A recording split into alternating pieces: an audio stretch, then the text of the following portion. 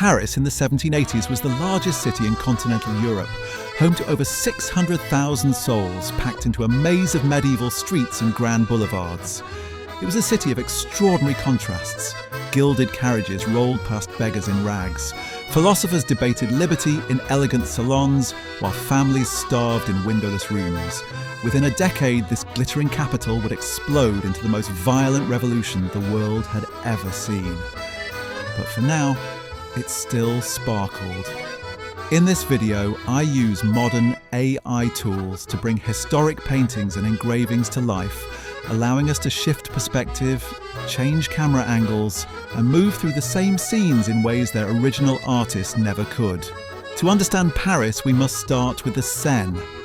The river was the city's lifeblood, dividing it into the right bank and left bank, with the ancient Ile de la Cité at its heart.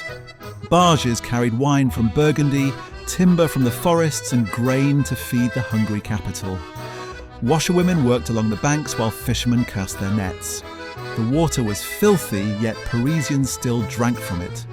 Looking east from the Pont Royal, the towers of Notre-Dame rose above the rooftops, a silhouette that had defined the city for 5 centuries.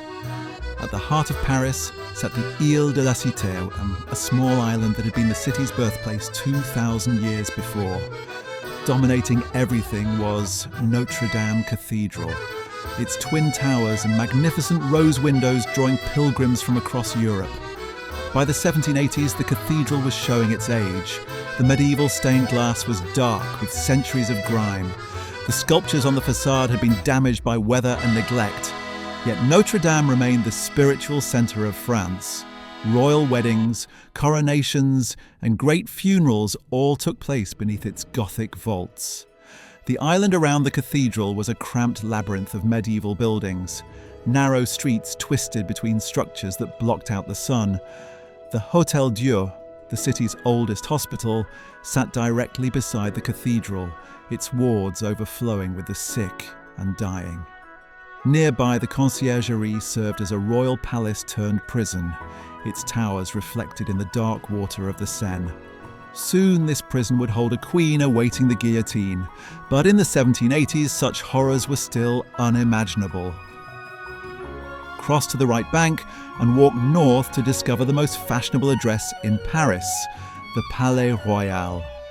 Once a royal residence, it had been transformed by the Duke of Orléans into a commercial paradise.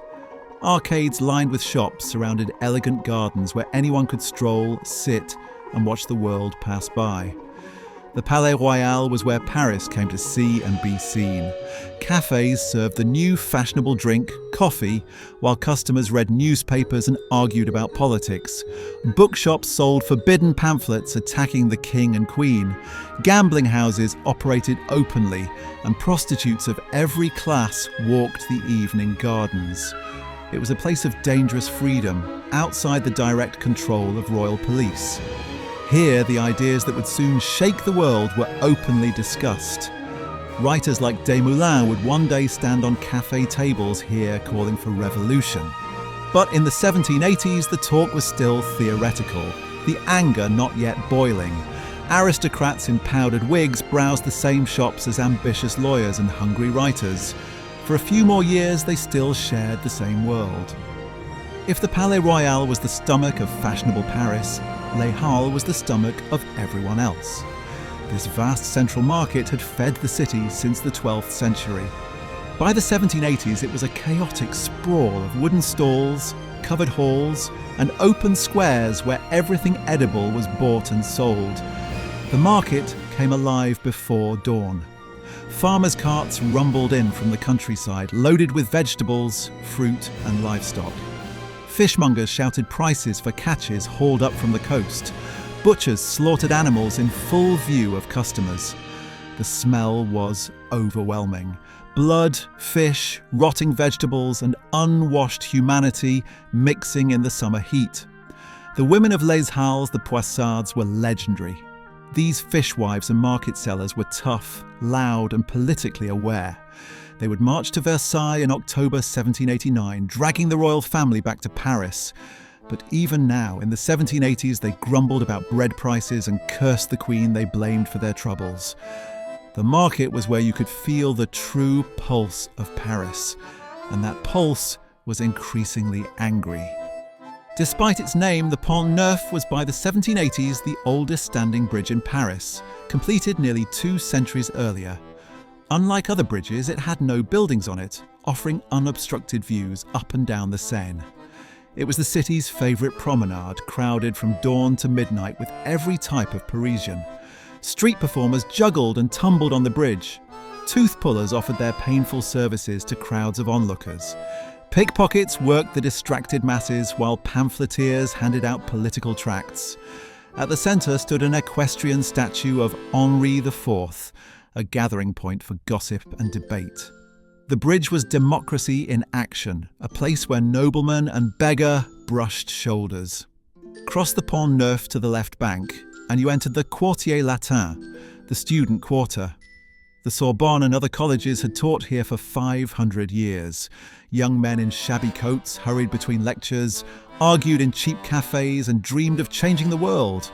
Bookshops lined the narrow streets, selling everything from ancient philosophy to scandalous novels. The left bank was young, poor, and intellectual, a breeding ground for the dangerous new ideas spreading through France. 12 miles southwest of Paris, in a world deliberately separated from the city's chaos, stood Versailles. Louis XIV had built this palace a century earlier specifically to escape Paris, and by the 1780s it remained the centre of French royal power. The scale was overwhelming, over 2,000 rooms spread across wings that stretched toward the horizon. The Hall of Mirrors alone contained 357 mirrors reflecting 17 arched windows overlooking gardens that seemed to go on forever. Fountains danced on schedule. Thousands of courtiers in silk and velvet competed for the king's attention, following elaborate rituals that governed every moment of royal life. Marie Antoinette, the young Austrian queen, had created her own escape within the escape. At the Petit Trianon, she played at being a shepherdess in a fake rustic village, dressing simply while real peasants starved. She spent fortunes on dresses, gambling, and her favourites while the royal treasury emptied. Parisians called her Madame Déficit. The hatred was building. Meanwhile, King Louis XVI seemed paralysed, unable to reform a system collapsing under its own weight. The harvest had failed, bread prices soared, and at Versailles the chandeliers still blazed while France went hungry. Return to Paris and walk east, past the old fortress of the Bastille, into the Faubourg Saint-Antoine. This was working-class Paris, home to thousands of craftsmen, labourers and their families living in crowded tenements.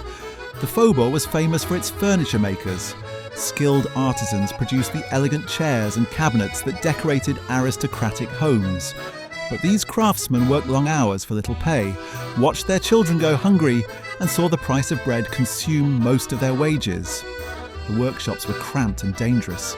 The housing was worse. The Bastille loomed at the edge of the neighbourhood, its medieval towers a daily reminder of royal power. The fortress held only a handful of prisoners by the 1780s, but it symbolised everything the people hated. Arbitrary arrest, lettres de cachet that could imprison anyone without trial, the absolute power of a king who seemed not to care whether his people lived or died.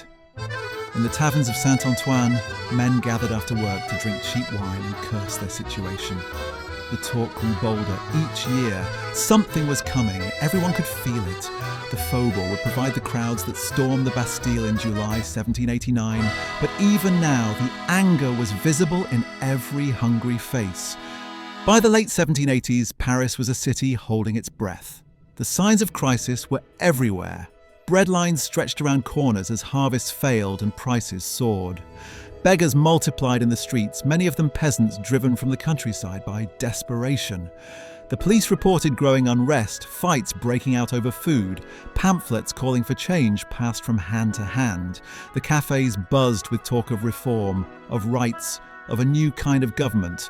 Words like liberty and equality, once confined to philosophy books, were now shouted in public squares. The American Revolution had proven that change was possible. If colonies across the ocean could throw off a king, why not France? And yet, life continued. Servants still powdered the wigs of their masters. Carriages still rolled through the Tuileries gardens. The opera still performed. The gambling houses still filled. The Seine still carried its barges past Notre-Dame. Paris in the 1780s was beautiful and brutal, elegant and desperate, frozen in a moment between two worlds. Standing here looking back at these scenes, it is hard not to feel the weight of what was coming. Within a few years, the Bastille would fall, the king and queen would lose their heads, and the streets we have walked would run with blood. But the people living through these final years of the old regime did not know they were living through final years. They simply lived as people always do, hoping tomorrow might be better than today. If there's another city or another moment in time you'd like to see brought back to life, let me know in the comments. I'd love to keep building this journey into the past with you. Thank you for watching.